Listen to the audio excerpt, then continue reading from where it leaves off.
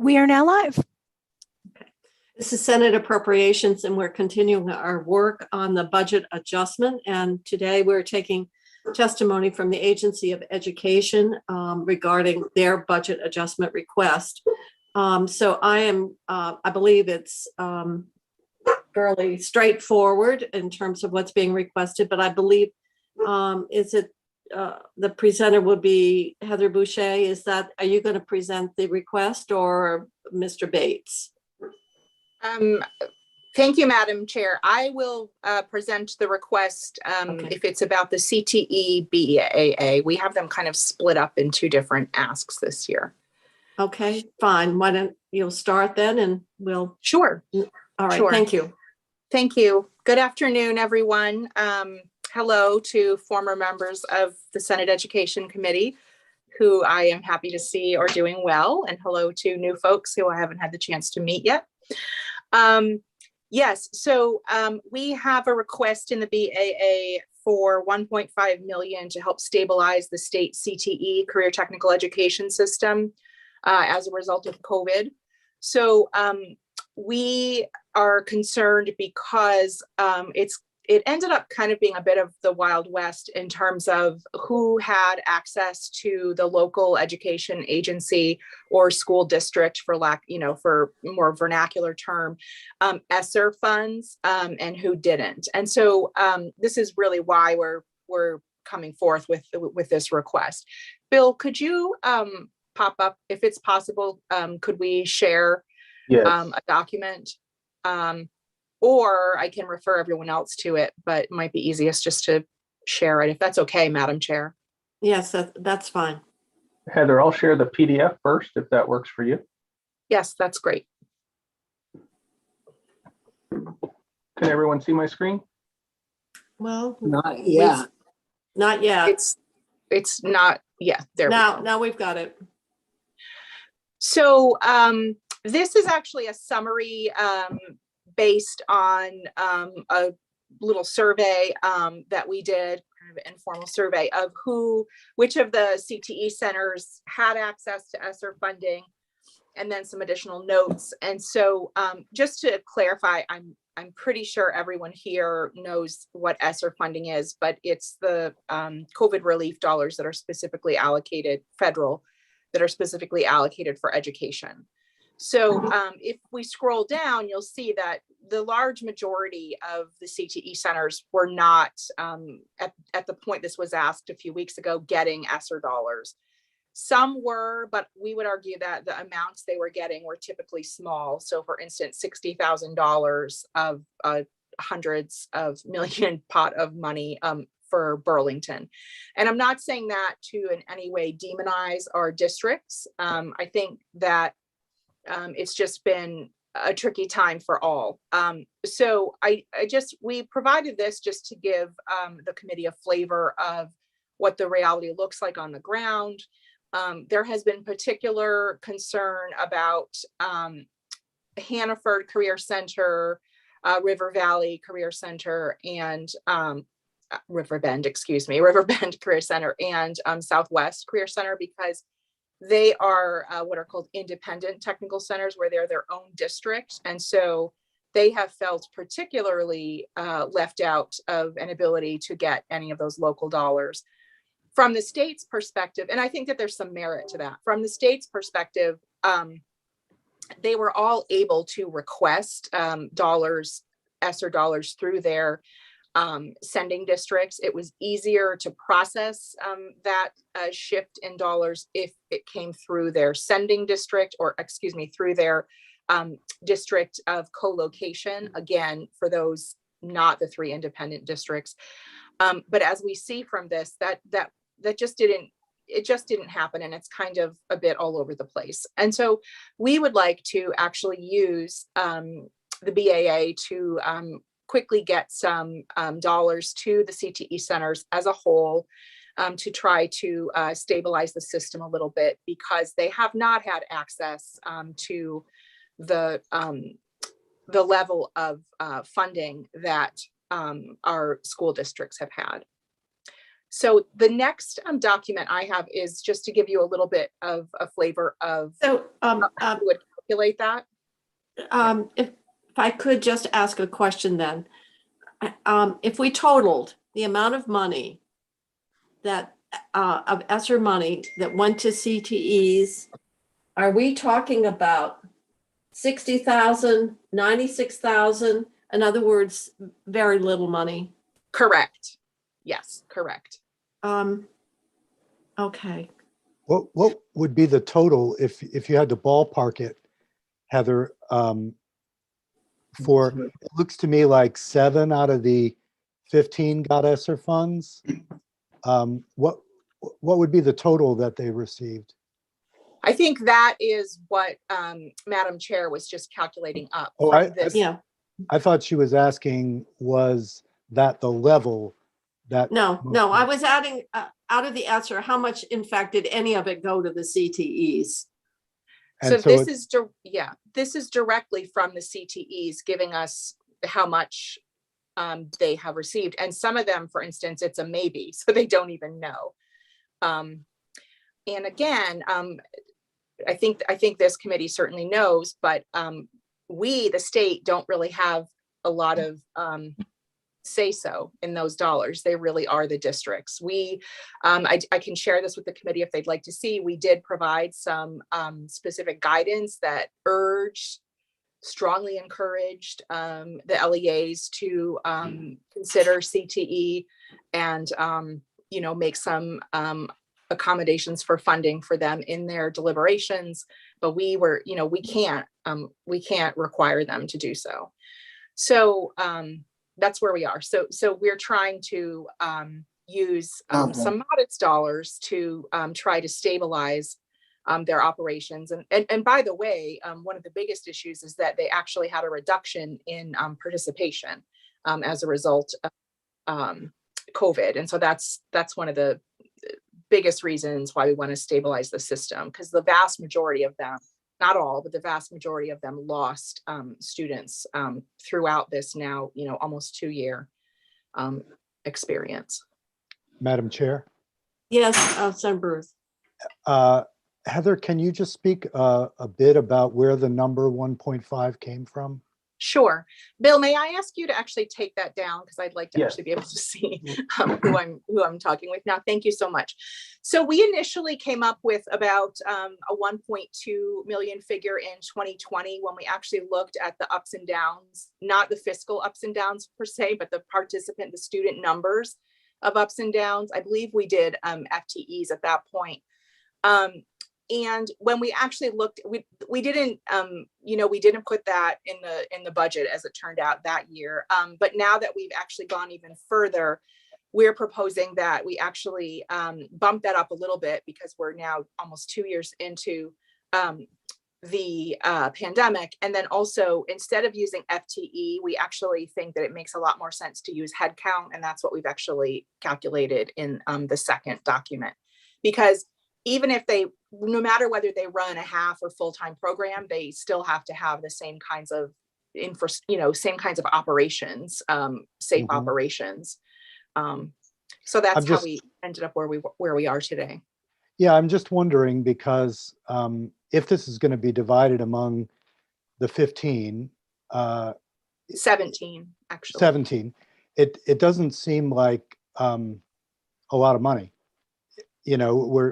We would be on the order of, let's call it $100,000 or something like that. It's not that that's insignificant, but compared with the amounts that were pumped into the districts, that we've pumped into businesses elsewhere, I'm just wondering why stop at 1.5? I think this is what the governor's comfortable with now. And again, we started thinking about this in 2020. It has come up a bit.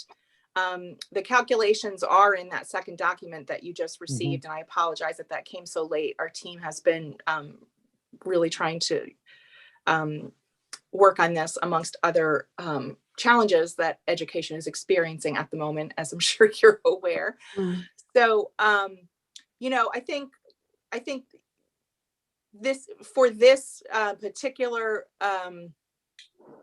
bucket of funds, I think this is what the administration is comfortable with.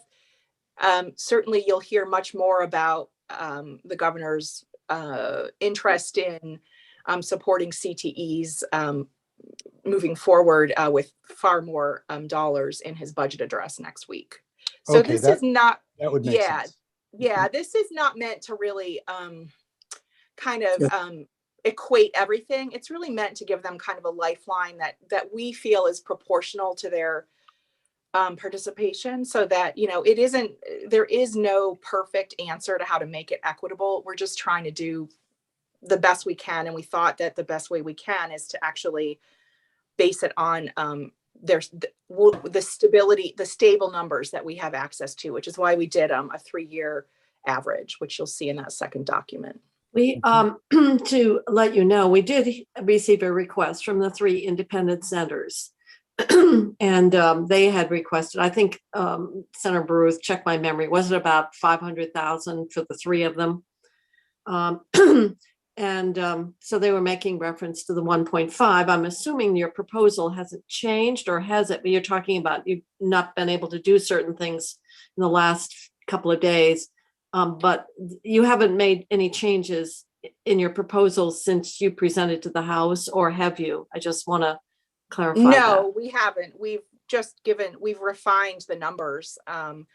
Yeah, I would say it's a little bit disappointing because I think that particular proposal was, I think, inadvertently perhaps pitted against our proposal as, you know, a zero-sum game. And in our view, we're trying to stabilize the entire CTE system, not just a component of it.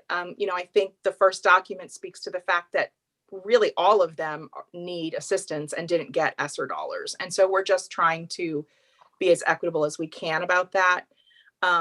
So we're not really going to say you know, this is our proposal. We're proposing this is how we would calculate the dollars equitably so that everyone gets a proportional amount. It's not meant to make them whole. It's not meant to solve everything. There will be, you know, proposals to invest even more dollars into CTE moving forward. And as I said, the governor will talk about that next week. Well, we look forward to his proposal. One of the things, and I see Senator Sears has his hands up, and that is our current method of funding CTE. We hear time and time again really discourages students from being referred. It's because of the fiscal impact it has on the home school. And it seems like in many, and I know that there was a study that came out in June looking at CTEs about how to deal with the funding, because right now it seems like, and we're kind of seeing this with, you know, some LEAs gave money and others, you're too bad you're on your own. It's sort of symptomatic of the attitude maybe that's out there and varies from area to area. It would be nice if, in fact, there is a proposal to deal with that funding disincentive that is keeping students from really taking advantage of that component of our public education system. I don't know whether that will be part, but it's something that it seems like we've talked about for years and years and years, and at some point it really needs to be addressed. Madam Chair, may I respond? Oh, sorry. Please, no, go ahead. I do believe we actually worked on some language with a joint bill sponsored by educators that will be put forth to do exactly that. Sort of what is the next step after the initial pilot study. Mm-hmm. Okay, well, that's encouraging. Senator Sears. Yeah, thank you, Madam Chair. And if this has already been gone over, I apologize for being a little bit late. I lost track of time, believe it or not. The second document that has what were ESSER funds, where many of them got nothing and some are maybe, like the Patricia Hannaford Center. I'd like to know exactly what they're supposed to get from the home districts. So, I think that those districts that didn't get anything, like Southwest Technical Center in my area, because they're independent, I think they should at least have gotten that. So I'm all for the 500,000 extra to be divided up amongst those that got nothing. And I see several others got no funding out of ESSER. It seems totally unfair.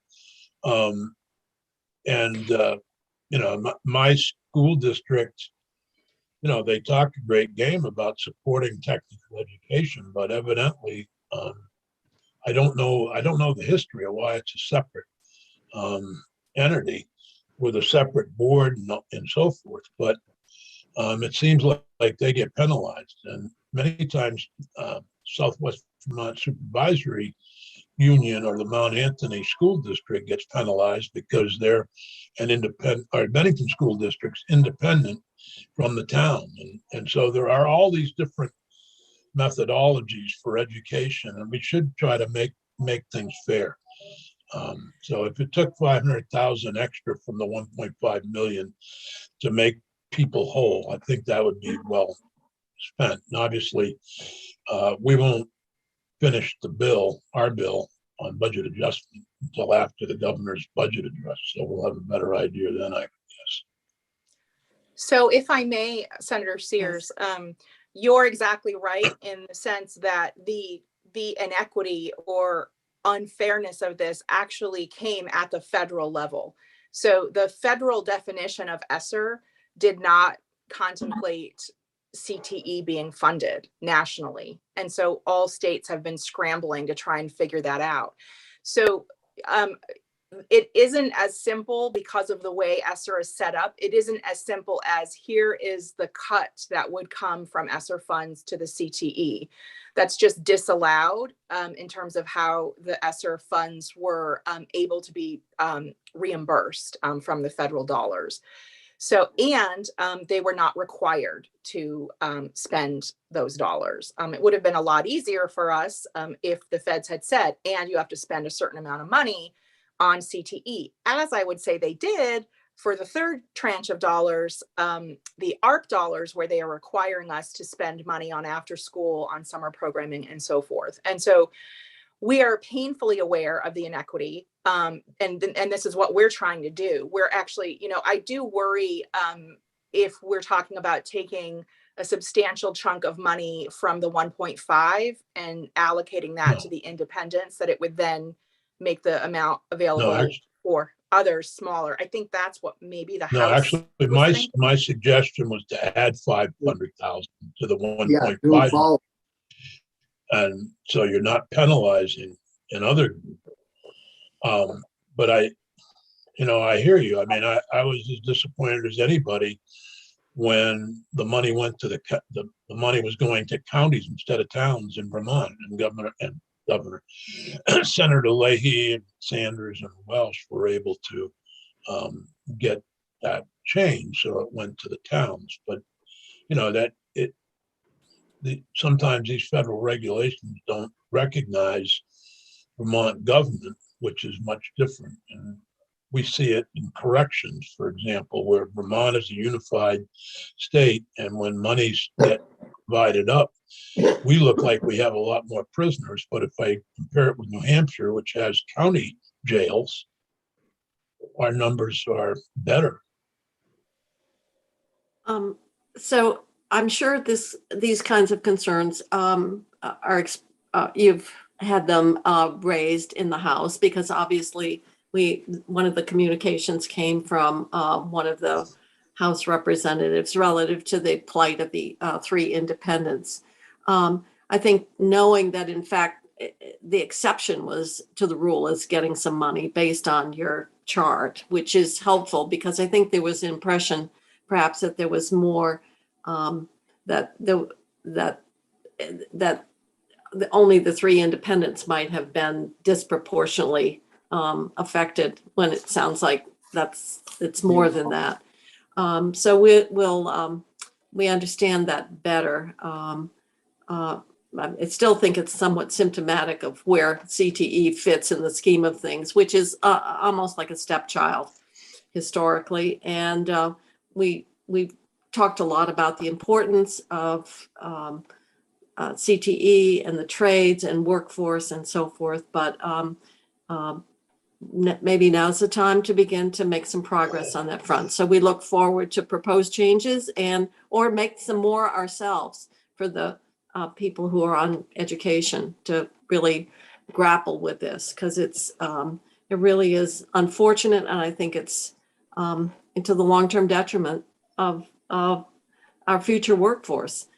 Other questions in terms of the 1.5, and then the question for us when we do the budget adjustment at some point is, the governor's recommended. We certainly understand what Dr. Boucher is saying, why the 1.5 is there, and it's the governor's recommend, and we can have further discussion about the amount and what it should be and what we feel would be appropriate, and also how is the best distribution across the CTE system. Senator Westman, you had your hand up?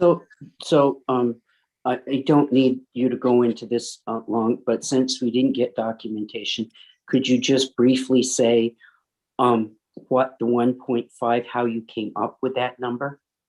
Sure. Well, she did. The governor gave it to her.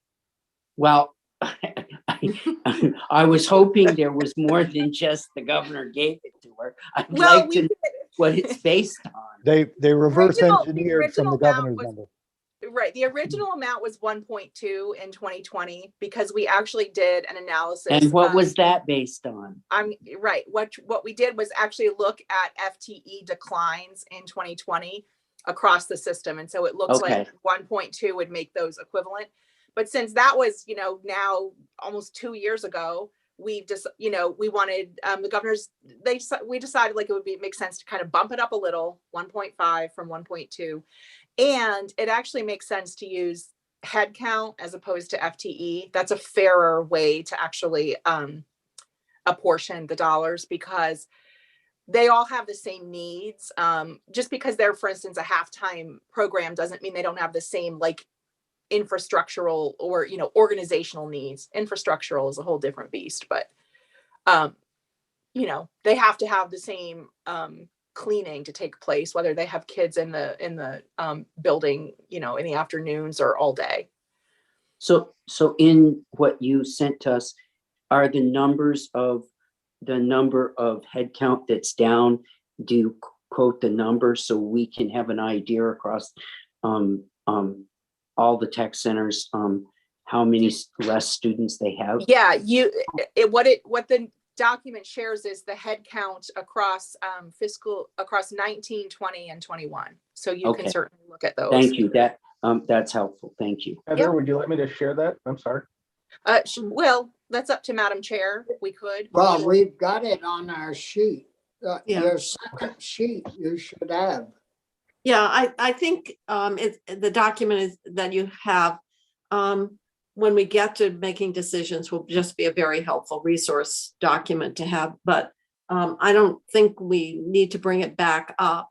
It's helpful in terms of your methodology and how you came up with the head count and the 3-year. So I think unless people want to get into that level of detail, it really does just help explain the 1.5 and how it would be allocated across.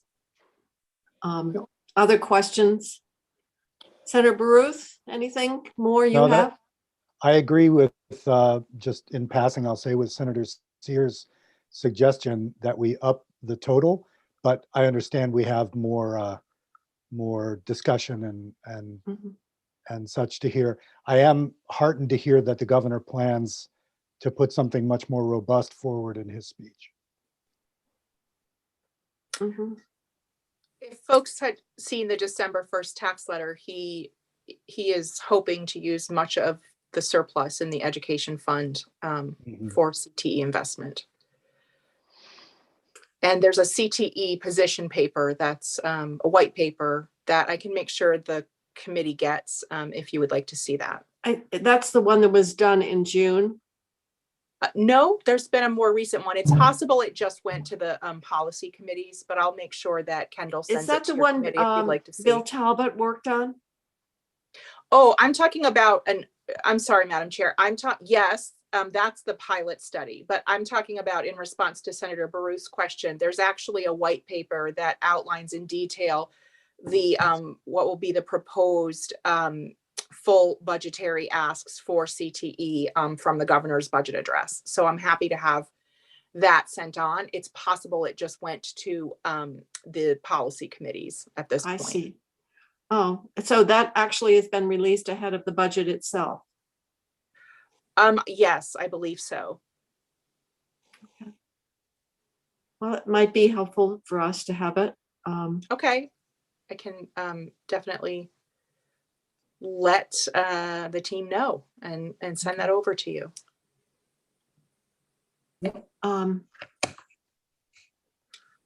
Obviously, anything to do with the education fund is going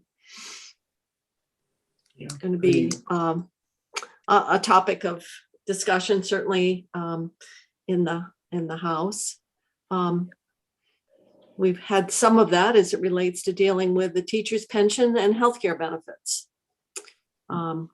which hopefully we can finally get that dealt with because the underfunding is not particularly good for anyone. And I don't think from my discussion and public understanding is the healthcare benefit rarely has been mentioned, but the extent to which that benefit for retirees or for teachers working right now, that it's not funded in any pay-go way. So think that there's a lot going on that will obviously have an impact on the education fund for the teachers who are currently employed so that they can have healthcare security when they retire.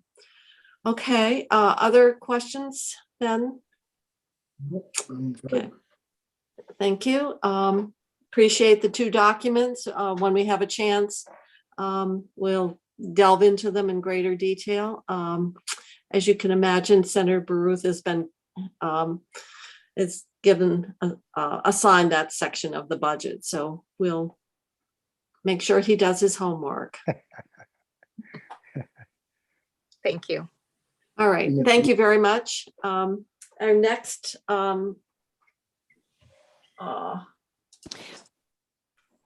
let's see, we're Kitchell, we moving have on A&R. next to A&R.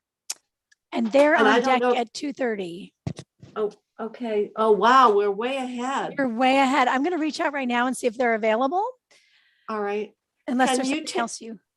No, can you just take us offline then until, I don't know if you 2:30? want us, because we don't, How about this? How about if I take us offline now and let anyone watching know we'll be back at 2:30 unless I'm able to get A&R earlier, and I'll send a note and I'll update the okay, agenda. that would be fine to Okay. do that. Just Great. let us know when we go.